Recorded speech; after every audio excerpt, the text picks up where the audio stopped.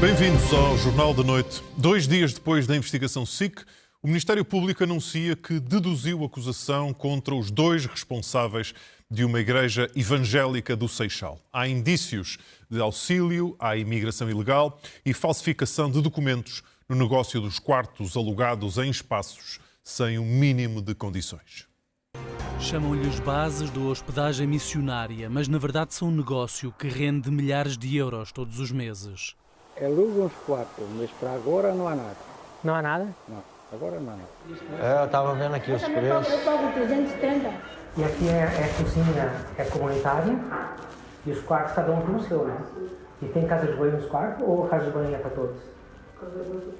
Só neste armazém, na Amora, em 64 quartos improvisados, estão a viver mais de 100 pessoas, incluindo crianças. Mas o número ultrapassa as 200 noutras garagens e lojas, pelo menos nos concelhos do Seixal e Loures. Em dinheiro ou pode ser MBWay?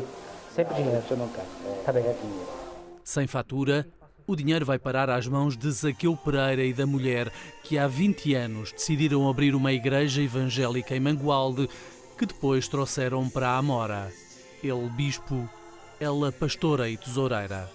Pode dar-se o caso de, aos olhos mesmo das finanças, isso possa parecer uma fuga aos impostos, não é? Ou uma forma de fazer dinheiro sob a capa de uma igreja. Não, porque não trabalhamos assim no caso, entendeu? Então o segredo é você ajudar e quem ajuda é ajudado. A SIC teve conhecimento da existência de vários processos judiciais contra Zaqueu Pereira e a sua mulher, mas apesar de semanas de insistência, o DIAP do Seixal nunca respondeu sobre o estado das investigações. Até que esta sexta-feira, 2 dias depois da reportagem, surge na página da internet do Ministério Público a nota de que foi deduzida a acusação contra o casal por crimes de falsificação e auxílio à imigração ilegal. Mais ou menos quantas pessoas é que ajudou nesse processo de legalização? Olha, foi mais de 15 pessoas, entendeu? Que eu ajudei. E também hoje eu não ajudo mais nenhum. Havia dezenas de pedidos de legalização para a mesma morada, a casa do bispo. A árvore já foi cortada, permitindo alguma normalidade na Rua do Borja, em Lisboa. Mas na fotografia vão ficar gravados os destroços que ainda não foram retirados.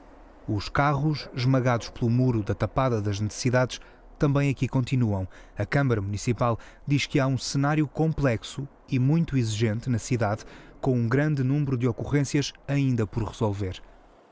Pelo menos, quem aqui mora já tem mais algum silêncio, depois de terem estado mais de 16 horas a ouvir em contínuo a buzina de um dos carros. Em Cascais, este era um local de lazer. O que o vento não virou foi destruído depois pelas árvores centenárias que tombaram. Tem muita coisa ainda para ser feita. Pelo menos uma semaninha aí de trabalho duro. Neste complexo de restaurantes, 11, incluindo 3 relotes, ficaram com danos. A esplanada central ficou debaixo das árvores. As árvores caíram para fora e destruíram todo o muro, quase de ponta a ponta.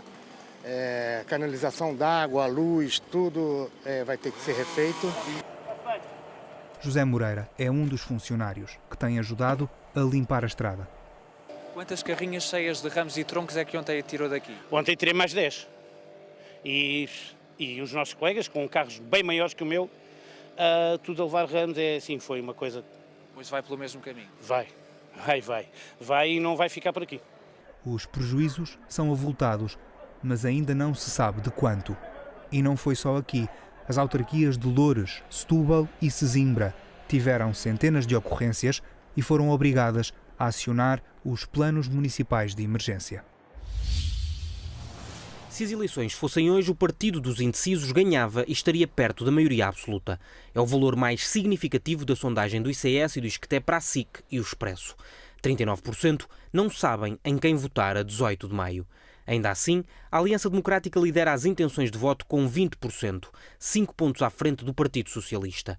O Chega tem 9, a Iniciativa Liberal 4 e à esquerda, CDU, Livre e Bloco não vão além de 1% cada. 8% garantem já que não vão votar. A empresa familiar criada pelo Primeiro-Ministro está no epicentro da crise política que vai levar o país para as terceiras eleições antecipadas em 4 anos. Mas, apesar disso, o eleitorado divide-se quanto à decisão de Montenegro voltar a encabeçar uma candidatura.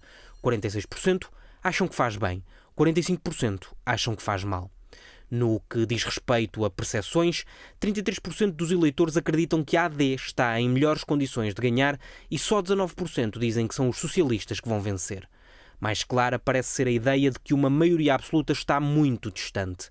Marcelo Rebelo de Sousa também foi avaliado. A maioria acredita que nem esteve mal nem esteve bem na gestão desta crise. Ainda assim, são mais os que apontam erros ao Presidente do que os que acham que fez tudo bem. Este estudo de opinião foi coordenado pelo ICS e pelo ISCTE para a SIC e para o Expresso. A informação foi recolhida num universo de indivíduos maiores de 18 anos, residentes em Portugal, através de entrevista telefónica. O trabalho de campo foi realizado pela GfK Metris entre 12 e 17 de março, tendo sido contactados 5.397 indivíduos e validadas 802 entrevistas. A margem de erro máxima é de mais ou menos 3,5%, com um nível de confiança de 95%. Ganhar. Vai sim. E tem esperanças disso. E leva-me aqui um baralho de... Já lhe deram? Não me deram. Não, deixa que põe no seu bolso. Posso ficar no seu bolso? Não tenha medo que eu não roubo nada a ninguém. Obrigado. Beijinho. Constituído arguido por suspeitas de corrupção, Miguel Albuquerque entende que tem condições para continuar a dar cartas na política regional. Se fosse uma carta no baralho do PSD, qual é que seria? O as de trunfo, que era o PSD Madeira. Obrigado. Acha que continua a ser um as para o PSD? Acho que o PSD continua a ser um as e é preciso... E o Miguel Albuquerque? Vamos ver. Eu nunca perdi nenhuma eleição, vamos ver. Pode ser que perca esta. O partido até pode acreditar que vai vencer, mas a imagem de Miguel Albuquerque deixou de ser um trunfo nos cartazes de campanha do PSD. Por que é que a sua imagem não aparece em cartazes?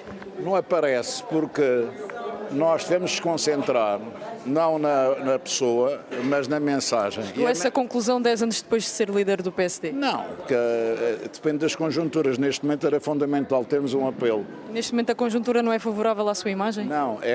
Não é favorável à minha imagem, é favorável a que a mensagem passe. É daquelas coincidências? Exato. Até domingo, aposta-se tudo na maioria absoluta. Se não tiver maioria no domingo, temos que ver qual a composição parlamentar. Tem um parceiro privilegiado agora? Vamos ver, temos que primeiro analisar os resultados. Miguel Albuquerque não tem parceiros preferenciais. Paulo Cafofo tem um bem definido. O primeiro partido que vou contatar será o JBP. Mesmo que o PS não seja o partido mais votado, Paulo Cafofo vai tentar governar. Claro, estando em condições, como acredito, de liderar uma solução governativa, vamos procurar, sim, conjuntamente com aqueles partidos que desejam melhorar e inverter esta tendência da hegemonia do PSD com outra solução governativa.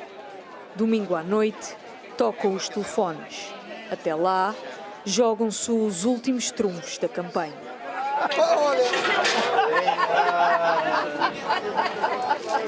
São beijinhos, é? Ela vota. António Cunha e Inês de Oliveira Martins, SIC.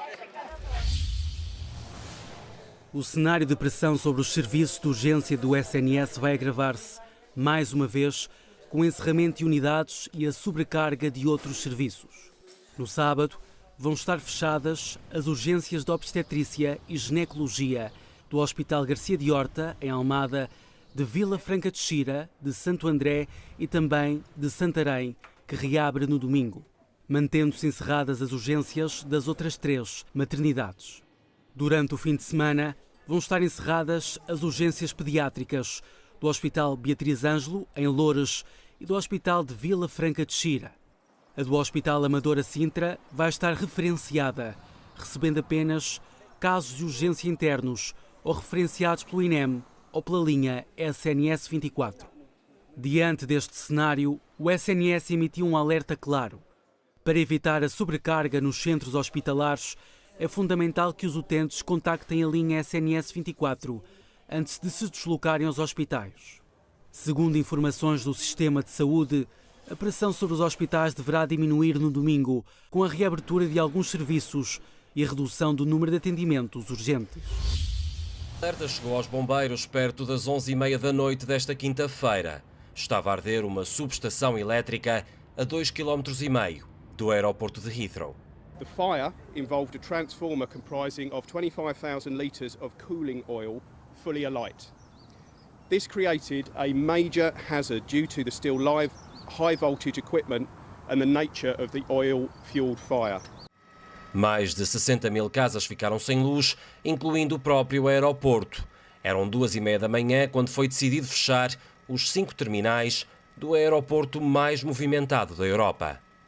We lost a major part of our power supply, and I like to stress that this has been an incident of major severity. It's not a small fire.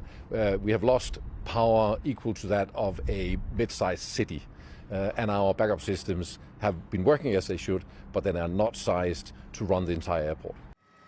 Mais de 1.300 voos foram cancelados ou desviados, metade era da British Airways. This is an unprecedented situation, and we have not seen a closure of Heathrow on this scale for many years. Unfortunately, it will have a huge impact on all of our customers flying with us over the coming days. As imagens do aeroporto faziam lembrar os tempos da pandemia. Aviões estacionados, pistas vazias, agitação só mesmo nos acessos. 290 mil passageiros terão sido afetados. Uns terminaram a viagem bem longe de Londres, como Frankfurt ou Barcelona. Outros nem chegaram a partir. We had tickets to get to Heathrow from Rome, headed to Austin. And we got here, checked in. They said that they were boarding, things as normal. And then when we were up in the lounge, they said there's no flight. Apesar de não haver indício de crime, a investigação vai ser liderada pela Unidade Antiterrorismo da Polícia Metropolitana de Londres. The police often call in specialists in relation to investigations. There's nothing in that to alarm anybody. What's important is for the fire brigade, the police and other colleagues to carry out their investigation. It tells you that actually the UK's critical national infrastructure is not sufficiently hardened for anywhere near the level it would need to be at to give us confidence this won't happen again. I mean, if one fire can shut down Heathrow's primary systems and then apparently the backup systems as well, it tells you something's badly wrong with our system of management of such disasters. Alguns voos começaram a ser retomados ao final do dia desta sexta-feira. O aeroporto prevê que este sábado tudo esteja operacional. Estima-se que o encerramento do aeroporto de Heathrow durante quase um dia inteiro tenha custado entre 24 e 35 milhões de euros só às companhias e ao aeroporto. Emanuel Nunes, SIC, Londres. Foi um dos maiores ataques à Ucrânia desde o início da guerra. De visita a Odessa, o Presidente da República Checa testemunhou a devastação provocada pela vaga de drones russos lançada contra solo ucraniano. Це був удар з використанням дронів камікадзе Шахед Су-36, які використовували нову тактику нанесення ударів. Вони йшли на висоті більш ніж 2 кілометри, більш ніж 2000 метрів. A região de Zaporizhia, ainda não ocupada, foi outro dos alvos dos drones. Esta sexta-feira, Kiev e Moscou trocaram acusações sobre outro ataque que destruiu uma estação de bombagem de gás em Kursk, no sul da Rússia.